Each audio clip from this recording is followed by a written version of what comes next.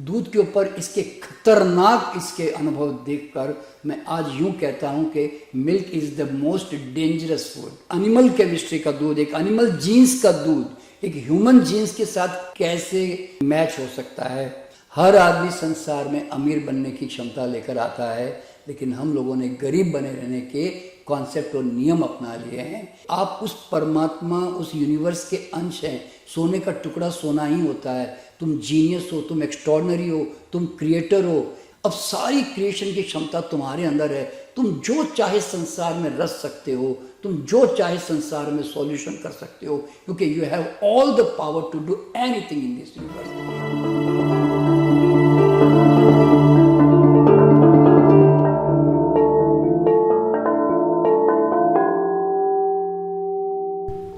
नमस्ते व्यूअर्स, लीजिए हम फिर आज आपके सामने हाजिर हैं एक और एक्सपर्ट के साथ। आज के हमारे एक्सपर्ट नेचुरोपैथ डॉक्टर हैं, रेकी हीलिंग फाउंडेशन के चेयरपर्सन और फाउंडर हैं। ये पिछले 35 सालों से इस फील्ड में काम कर रहे हैं। डॉक्टर NK शर्मा जी, आपका बहुत बहुत स्वागत है। नमस्कार आप सभी लोगों को। डॉक्टर शर्मा, आप रेकी एक्सपर्ट हैं, तो हमारा सबसे पहला सवाल कि रेकी एनर्जी किस प्रकार काम करती है और क्या रेकी एनर्जी के द्वारा कुंडलिनी भी जागृत हो सकती है? रेकी एक ऐसा परमात्मा का अद्भुत वरदान है कि हर आदमी अपने हाथों से स्पर्श करके प्राण ऊर्जा प्रवाहित करके स्वयं को लाभ दे सकता है, दूसरों को लाभ दे सकता है, पेड़ पौधों को उपचार कर सकता है, जानवरों का उपचार कर सकता है, सजीव निर्जीव के साथ कम्युनिकेशन करने की कला सीख सकता है।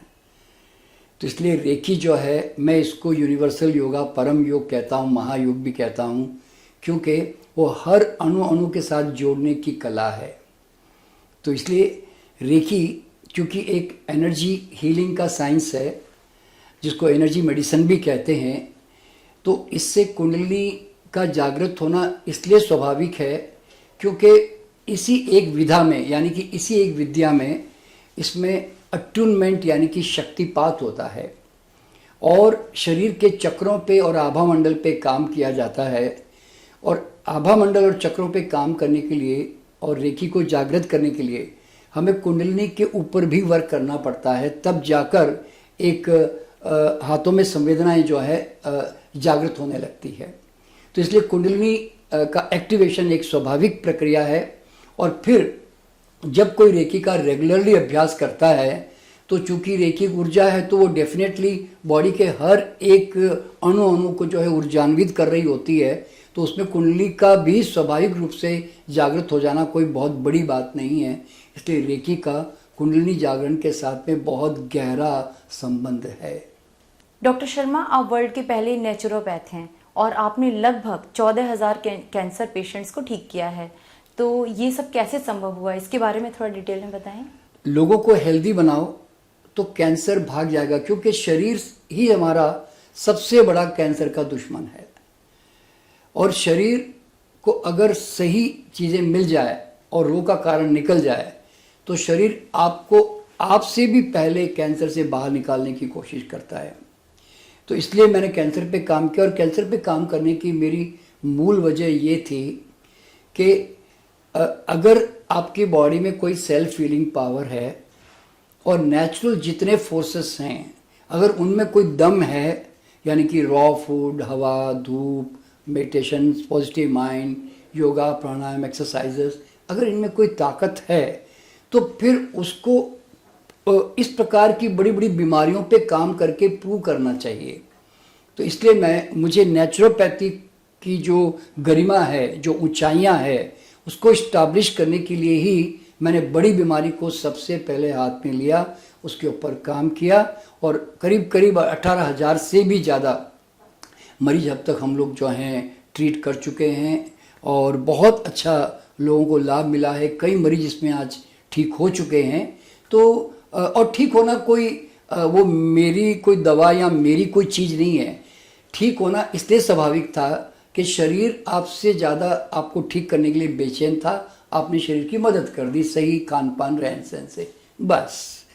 तो इस तरह से सेल्फ हीलिंग पावर से बड़ी बीमारियों को रिवर्स किया जा सकता है। डॉक्टर शर्मा, आपकी एक बुक है मिल्क द साइलेंट किलर, जबकि बचपन से हमने सुना कि मिल्क सबसे ज़्यादा पौष्टिक होता है, हमारे बॉडी के लिए कैल्शियम बनाता है। तो आपने जो अपनी बुक में लिखा है कि मिल्क एक साइलेंट किलर है, ये कैसे संभव है? प्रकृति का बड़ा सीधा सा नियम है कि हर प्राणी का दूध उसके अपने बच्चे का जैसा विकास और रिक्वायरमेंट होती है उसके अनुसार परमात्मा ने सबको दिया हुआ है। 4,500 दुधारू प्राणी हैं और हर प्राणी का दूध जो है वो दांत नहीं आने तक परमात्मा ने व्यवस्था की है। दांत आते ही फिर सबका दूध समाप्त हो जाता है, फिर दूध की किसी प्राणी को जरूरत नहीं होती। गाय का बछड़ा भी महीना भर के बाद अपनी माँ का दूध छोड़कर घास चारा खाकर बड़ा हो रहा होता है, लेकिन हम परेशान होते हैं कि हमारा बच्चा बड़ा कैसे होगा और हमारा कैल्शियम कहाँ से मिलेगा, जब उसकी जात को, संतान को अपने बच्चे के ग्रोथ के लिए कैल्शियम की जरूरत नहीं है तो आपकी जात को कहाँ से जरूरत पड़ गई भाई। और ये क्या नियम है कि born by humans and nourished by animals. गाय भैंस के दूध में वो केमिकल तत्व होते हैं, हार्मोन्स होते हैं कि जो एक 75 पाउंड के बच्चे को 2 साल में 2000 पाउंड का बना देता है और आदमी का बच्चा 8-10 पाउंड का पैदा होता है और 20 साल में जाकर 125-150 पाउंड का बनता है। इतना हार्मोनल और केमिस्ट्री में इतना बड़ा जो है उसके अंदर डिफरेंस है। तो वो दूध जब हम पीते हैं तो उसमें 56 काइंड्स ऑफ हार्मोन्स होते हैं जो हमारे हार्मोन को बिगाड़ कर रख देते हैं। तो इसीलिए अब सवाल ये पैदा होता है कि एक एनिमल केमिस्ट्री का दूध, एक एनिमल जीन्स का दूध एक ह्यूमन जीन्स के साथ कैसे जो है मैच हो सकता है। तो ये बहुत बड़ी आदमी गलती कर रहा है कि जानवरों के पीछे भाग रहा है जो उसकी नीड नहीं है वास्तव में। दूध के बारे में मैंने जो किताब लिखी है मिल्क ए साइलेंट किलर, वो तो मैंने बहुत सॉफ्ट लैंग्वेज यूज़ कर ली, मैं ऐसा मानता हूँ। आज मैं 40 साल के बाद दूध के ऊपर इसके खतरनाक इसके अनुभव देखकर मैं आज यूँ कहता हूँ कि milk is the most dangerous food. मैं एक नॉनवेज खाए हुए आदमी को जल्दी ठीक कर सकता हूँ, लेकिन एक दूध पिए हुए आदमी को मैं ठीक जल्दी नहीं कर सकता। इतना बॉडी में सीवियर हार्मोनल डिरेंजमेंट, इतना केमिकल डिरेंजमेंट, उसके बॉडी में इतना ब्लॉकेजेस, म्यूकस फॉर्मिंग होती है कि मैं उसको ठीक करने के लिए मुझे बहुत लंबा समय लग जाता है। और भगवान ने तुम्हारे खाने में क्या कमी रखी है कि तुम जानवरों के पीछे भागते हो। इतने नारियल, अखरोट, बादाम, मूंगफली, मेवे सब भगवान ने आपके लिए बनाए हैं। तो इन गाय भैंसों, इन जानवरों का दूध पीकर कौन सा आप मतलब क्या आप बड़ा उपकार कर रहे हो अपने आप पे। तो ये समझना बहुत ज़रूरी है। क्या आप ऐसा बोल सकते हो क्या शेरनी का दूध बकरी के लिए बड़ा अच्छा होता है, बकरी का भैंस के लिए बड़ा अच्छा होता है, भैंस का ऊँटनी के लिए बड़ा अच्छा होता है, जानवर का जानवर के लिए हेल्दी नहीं होता, तुम्हारे लिए कहाँ से हेल्दी हो जाएगा। तो इसलिए क्या होता है कि अपना ही आहार देता स्वास्थ्य का सच्चा फायदा, पराया आहार रोगी करता कुदरत का सीधा कायदा।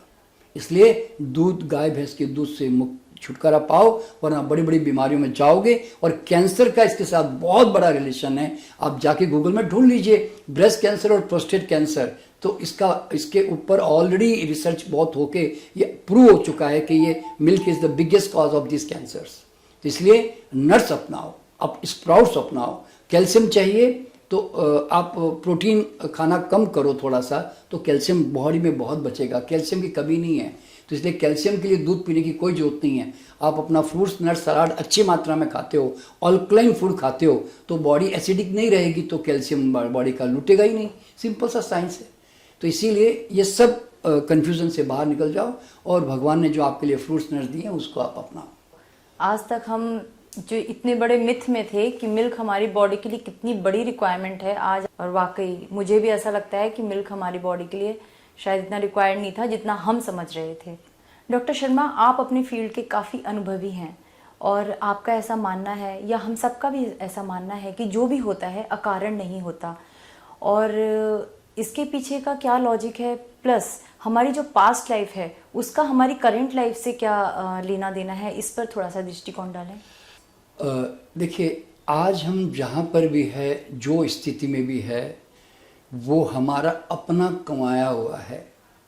We are just byproduct of our past karma and actions and choices. Every moment you are choosing everything for yourself. तो इसलिए पूर्व जन्म जो है, पास्ट लाइफ, ये हर व्यक्ति को एक बार जरूर जाना चाहिए। क्यों? कारण क्या मालूम है? आपकी आंखें उसके बिना खुल ही नहीं सकती। हम जिंदगी भर गीता गुरु ग्रंथ पढ़ लें, मंदिर चले जाएं, गुरुद्वारे चले जाएं, मस्जिद चले जाएं, आपकी आंखें नहीं खुलेगी। आप रूटीन में खाली हैबिचुअल बनकर इन सब चीज़ों को निभा रहे होते हो। लेकिन एक बार जब आप पूर्व जन्म में जाते हो ना, तो आप वो सच्चाई को देखते हो जो कोई गुरु आपको वो अनुभव करवा नहीं सकता। तो इसलिए जब आप पूर्व जन्म में जाओगे तो पता चलेगा कि मैं किसी जन्म में 80-90-100 साल में मरा, लोगों ने मुझे जलाया गाड़ा, फिर मैंने अगला जन्म और कहीं लिया। तो तुम अपने जन्म ऐसे सोल की जर्नी को देखते हो तो तुम्हें यह समझ में आता है कि यार मेरी तो मौत ही नहीं होती, मैं तो कभी मरता ही नहीं हूँ, मेरी तो पैकिंग बदलती रहती है। जिस दिन तुम्हें समझ में आ गया कि मेरी पैकिंग बदलती रहती है तो फिर तुम मृत्यु से क्यों डरोगे।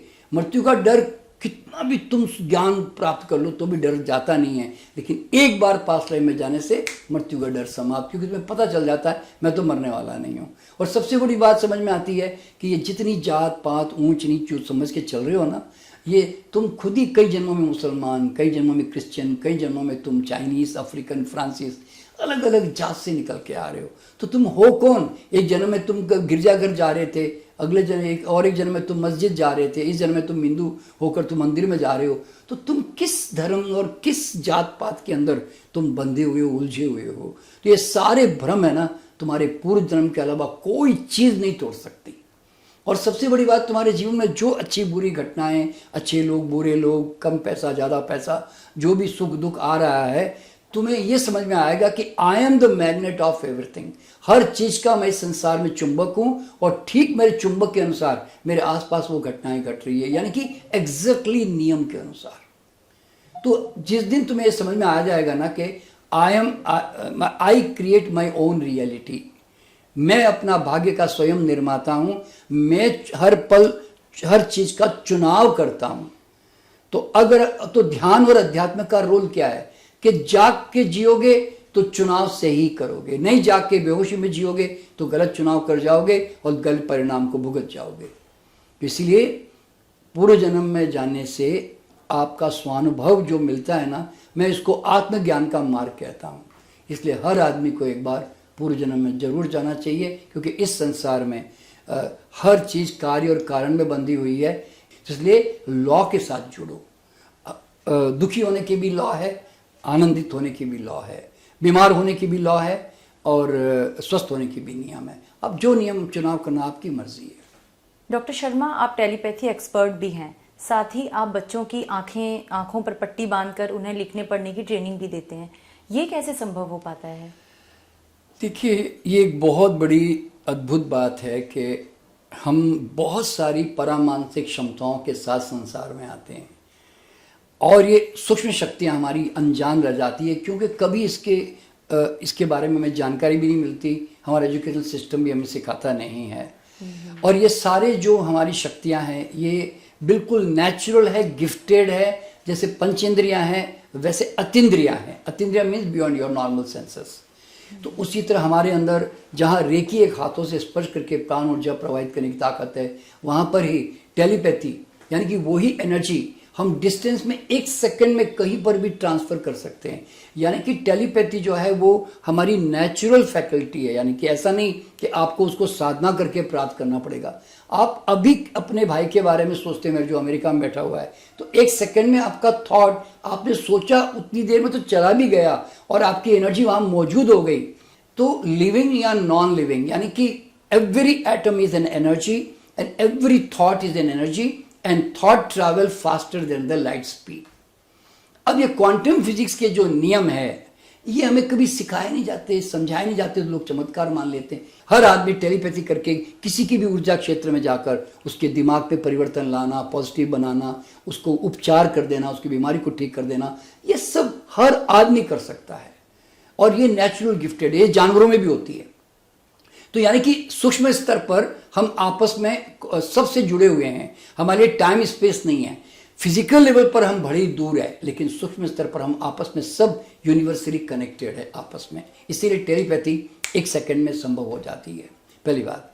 और दूसरी बात, जो बच्चों का जो थर्ड आई का है, देखिए थर्ड आई शंकर भगवान की नहीं होती, वो तो एक खाली सिंबॉलिक रिप्रेजेंटेशन है। हर बच्चे में एक इनर आई होती है। नॉर्मल आई तो एक सीमा तक ही देख पाती है ना, जितनी दूर तक आपकी नजर जा रही है, लेकिन अंदर की आंख, एक बार आपने आंख पे पट्टी बांध दी तो फिर आप तो दीवार के पीछे क्या, आप पूरे ब्रह्मांड में कहां पर भी आप अंदर से आप थॉट पैदा करोगे तो आपको एक सेकंड में सब दिखने लग जाएगा। बच्चे नॉर्मल कंडीशन में अगर किताब पढ़ते हैं और उनकी स्पीड बड़ी स्लो है किताब पढ़ने की, आंख पे पट्टी बांधते इतना स्पीड से पढ़ते हैं कि वो देखने वाले भी हैरान हो जाता है कि यार ये तो नॉर्मल तो कोई इतना पढ़ता ही नहीं था, और आंख बंद करते फटफट करके किताब पढ़ रहा है। आपके जेब में पैसे कितने रख के देख सकता है, आपकी बीमारियां शरीर में कहाँ कहाँ हैं वो आपको उसको दिखाई देती, क्यों? आंख में पट्टी बंधी है। तो अब उसके लिए दीवार क्या, उसके लिए आदमी क्या, उसके लिए जगहें क्या, स्पेस क्या, वो तो किधर भी उसका माइंड जहाँ जाएगा वो तुरंत वहाँ पहुँच जाता है।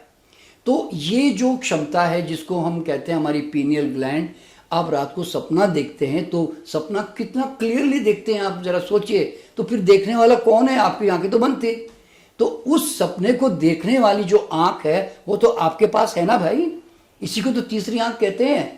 तो ये आंख पे पट्टी बांधो तो फिर वो आंख अंधेर हो जाता, तो फिर आपको अंदर की आंख सब कुछ देखने लग जाती है जो सूक्ष्म स्तर पर। और आप सपने में आप जानते हो ना कि आप एक सेकंड में अपने शहर में थे, एक सेकंड में आपकी थॉट कहीं और चली जाती है, एक सेकंड में कहीं और ट्रैवल कर जाती है। तो आप जानते हैं कि ऊपर तो टाइम स्पेस है नहीं सूक्ष्म जगत में, तो इसलिए एक सेकंड में कहीं भी कितनी भी डायमेंशंस में ट्रैवल कर लो, सब गिफ्टेड है। बस जानो, पहचानो, यूज करो।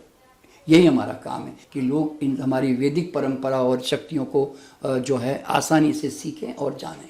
तो सर आपने बताया कि ये छोटे बच्चों में ही ये थर्ड आई होती है, सिर्फ बचपन में ही होती है या फिर कभी भी हम इसे एक्टिवेट कर सकते हैं? नहीं, ये पूरे मरते दम तक आपके साथ रहती है। जिस तरह आपके, मैंने कहा ना, जिस तरह पंचेंद्रियां आपके साथ जीवन भर काम करती है। हाँ, समय के साथ साथ आपकी आंखें कान कमज़ोर हो सकते हैं, तो समय के साथ साथ थोड़ी पीनियल ग्लैंड थोड़ी कैल्सिफाइड हो सकती है, लेकिन ये क्षमता जीवन पर्यंत रहती है। आप जानते हैं नॉस्ट्रेडमस तो बूढ़ा आदमी था ना, तो नॉस्ट्रेडमस बूढ़ा आदमी था तो इतनी दूर तक कैसे सब कुछ देख गया, हजारों साल वो जो है वो देखता चला गया। तो कौन सी आंख से देख के गया? वो नॉर्मल आंखों से तो नहीं देखा ना। इसी तरह एक वेंगा बाबा है, वो भी इसी तरह देखती, उसने भी 3000 साल तक प्रोटेक्शन की है। कैसे? अंदर की आंख। वो तो अंधी थी, 12 साल की उम्र में अंधी हो गई थी, तो कहाँ से देख रही थी? अंदर की आंख से। तो इसीलिए इसका ये बड़े छोटे का कोई लेन देन नहीं है। पर हाँ, जब तक 15 साल की उम्र तक थोड़ा ज़्यादा बेहतरीन ढंग से एक्टिव रहती है, फिर धीरे धीरे जैसे से मेंटल इंफॉर्मेशन, स्ट्रेस, ये सब डेवलपमेंट होते हैं तो बाद में थोड़ी स्लो डाउन हो सकती है। साधना करते हैं तो वापस जागृत हो जाती है। साधना मतलब है ध्यान प्रयोग करने से, मेडिटेशन के थ्रू। ओके। इसकी कुछ ब्रेन एक्सरसाइज होती है। एक्चुअली ये एक्टिवेशन एक हमें कुछ घंटों में करनी पड़ती है, यानी कि हम 5, 6, 8 घंटे हम उसको जनरल कुछ ब्रेन एक्सरसाइजेस करवाते हैं, तो वो उसके ऊपर ही वो जाकर एक इम्पैक्ट डालती है। उसके कारण 5-6 घंटे के अंदर हम बच्चों को इतना तैयार कर लेते हैं कि वो फटाफट ये सब काम करने लग जाए। आंखें पट्टी बांधकर कुछ भी कर सकते हैं। ओके। यानी कि जो पहले हम देखते थे कि गुरुकुल में जो आंख पे पट्टी बांधकर वो तीर चला रहे हैं या फिर किधर से वो तीर आ रहा है उसे पकड़ रहे हैं, वो सारी चीजें थ्रू वो पीनल ग्लैंड के ही वो पॉसिबल हो पाती है। बस बिल्कुल बिल्कुल। सर आप रेकी एक्सपर्ट हैं, आपने रेकी में बहुत काम किया वो, और आज भी आप चीज़ें इस पर काम कर रहे हैं। तो मेरे जैसा एक कॉमन बंदा अगर रेकी सीखना चाहे तो उसे क्या क्या प्रोसेस फॉलो करने पड़ते हैं और लगभग कितना इसमें खर्चा आ जाता है? सोनम जी, इसमें कोई खर्चा नहीं है। रेकी हीलिंग फाउंडेशन एक बहुत बड़ा मिशन लेके निकला हुआ है आज करीब 30 साल से कि हर रेकी घर घर रेकी, हर घर रेकी पहुंचनी चाहिए। आपकी ये नेचुरल क्षमता है, आपको जानना चाहिए। तो ये हमारे हर 15 दिन में हमारे ऑनलाइन कोर्सेस होते हैं। पहले तो ऑफलाइन होते थे, अब तो आजकल ऑनलाइन में ज़्यादा लोग जुड़ते हैं, इसलिए ऑनलाइन पे ज़्यादा ध्यान दे रहे हैं। तो कोई भी व्यक्ति हमारे साथ ऑनलाइन में जुड़ सकता है। ये यूट्यूब पे लाइव होता है। हर 15 दिन में ये हमारा फ्री वर्कशॉप होता है जो करीब 5-6 घंटे का होता है।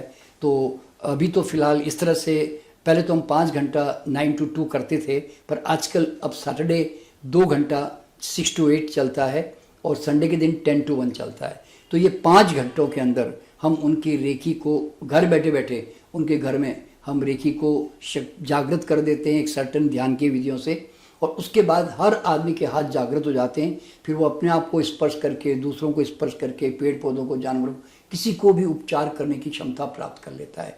तो ये सबके लिए फ्री है, पर हाँ, अगर आप इसकी गहराई में आगे बढ़कर और आगे बढ़ना चाहते हैं एडवांस कोर्सेस में, तो वो फिर हमारे यहाँ पे चार्जेबल हो जाते हैं, यूँ समझ लें इस तरह। और चूँकि कोर्स तो सेकंड लेवल है, थर्ड लेवल है, मास्टर लेवल है, ग्रैंड मास्टर लेवल है, तो ये सब लेवल अलग है और हर एक के अलग जो है फीस स्ट्रक्चर हैं।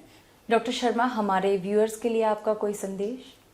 सबसे बड़ा संदेश यही है कि इस जगत में आए हो तो 3 चीज़ों के लिए प्रयास करो: परम स्वास्थ्य, परम समृद्धि, परम आनंद। भगवान ने आपके शरीर को ऐसा बनाया कि मरते दम तक स्वस्थ रहना चाहता है। बीमार पड़ना बहुत मुश्किल काम है। Disease is a impossible, disease को कमाना पड़ता है। तो इसलिए अपने शरीर को मंदिर की तरह ट्रीट करो, इसको सही आहार व्यवहार दो, जिससे ये फल की तरफ पककर संसार से जाए। हर आदमी संसार में अमीर बनने की क्षमता लेकर आता है, लेकिन हम लोगों ने गरीब बने रहने के कॉन्सेप्ट और नियम अपना लिए हैं। इसलिए हम तो उसके कारण हम एक सामान्य आदमी बड़ी सीमा में ज़िंदगी जी जाता है, और वो जो उसकी पूरी सुगंध है खिलने की, वो खिल नहीं पाता है, और वो भीड़ चाल में जो है उलझ के रह जाता है संसार में। और तीसरी बात, इस दुनिया में आए हो, अगर तुम कौन हो, तुम क्यों आए हो, तुम्हारी जर्नी क्या है, अगर तुम्हें यही पता नहीं और तुम अंधे बनकर जी के जा रहे हो, तो ऐसे जीवन को तुम जो है एक प्रकार से निरर्थक बनाते जा रहे हो। मेरा एक शेर है कि यूं तो जन्म 1000 लिए, एक और जन्म लिया तो क्या, जिस दिन जागा तभी जन्मा में, अंधा बनकर जिया तो क्या। तो इसलिए हमारा प्रयास ये है कि आप लोग ये रिकॉग्निशन करें कि आप उस परमात्मा, उस यूनिवर्स के अंश हैं। सोने का टुकड़ा सोना ही होता है। तुम जीनियस हो, तुम एक्स्ट्रॉर्डनरी हो, तुम क्रिएटर हो। अब सारी क्रिएशन की क्षमता तुम्हारे अंदर है। तुम जो चाहे संसार में रच सकते हो, तुम जो चाहे संसार में सॉल्यूशन कर सकते हो, क्योंकि you have all the power to do anything in this universe. तो बस उस शक्ति को पहचानो और कभी संसार में हेल्पलेस होके मत जियो। और ये जो डर, अंधविश्वास है ना कि कोई ग्रह तुम्हारे जीवन खराब कर रहे हैं या तुम्हें और तुम्हारे भाग्य में लिखा है, ये सब से बाहर निकल जाओ। एक ही बात दिमाग में रखो कि संपूर्ण ब्रह्मांड तुम्हें जिंदा रखने के लिए, तुम्हें खिलने के लिए मदद करता है, तुम्हें मारने के लिए और तुम्हें दबाने के लिए काम नहीं करता। ये तुम्हारी अपनी सोच या अपनी लिमिटेशंस हैं। तो दोस्तों, आप बस अपने पूरी क्षमताओं, पोटेंशियल को रिकॉग्निशन करो और पूरी तरह संसार में आए हो तो खिल के जाओ और जाग के जाओ। अंधा बनकर जियोगे तो कुछ भी नहीं हासिल करोगे। वाह, बहुत बहुत सुंदर। डॉक्टर शर्मा, आप अपनी फील्ड में इतने सालों से काम कर रहे हैं, आपने इतनी सारी फील्ड की इतनी क्लैरिटी से हमें जो आंसर किया और हमारे सारे डाउट्स क्लियर किए, इसके लिए आपका बहुत बहुत धन्यवाद। और मुझे पूरी उम्मीद है, पूरी आशा है कि हमारे जो व्यूअर्स हैं उनके भी बहुत सारे डाउट्स आज आपको सुनकर क्लियर हो गए होंगे। तो फ्रेंड्स, हम फिर जल्द मिलेंगे एक और नए एक्सपर्ट के साथ। तब तक अपना ख्याल रखिए। धन्यवाद।